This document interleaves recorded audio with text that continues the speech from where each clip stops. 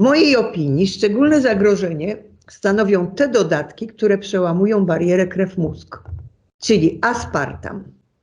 Jest on prawie 200 razy słodszy od sacharozy, obecny w 6000 różnych produktów i teraz uwaga, rodzice małych dzieci.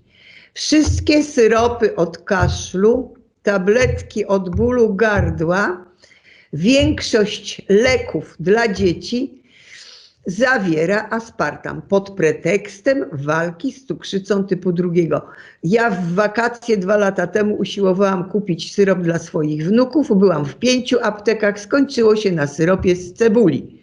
Własnej roboty oczywiście, bo we wszystkich był aspartam.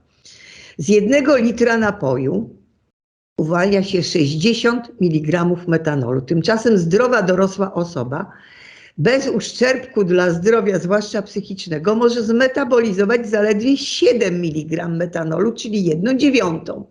Z badań, które zrealizowano 20 lat temu na Węgrzech i kilka lat później we Włoszech, wynika, że aspartam 3-krotnie zwiększa ryzyko chłoniaka i białaczki.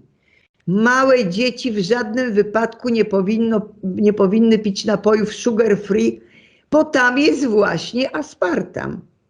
Tak działa prawo żywnościowe. Kolejne zagrożenie, glutaminian sodu. Wiadomo, że zwiększa smakowitość potraw.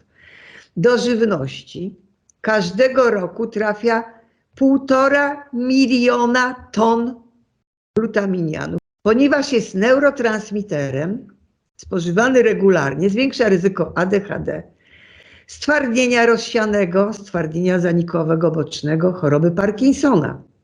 To jeszcze nie wszystkie zagrożenia. W obecności aspartamu oraz glutaminianu, które przełamują barierę krew-mózg, możliwe jest wnikanie do mózgu i kumulacja w nim związków glinu, wszechobecnych w mąkach i produktach zbożowych, bo związki glinu stosowane są jako przeciwzbrylacze. Tym samym wzrasta ryzyko kumulacji rtęci, kadmu, ołowiu, arsenu i nie tylko.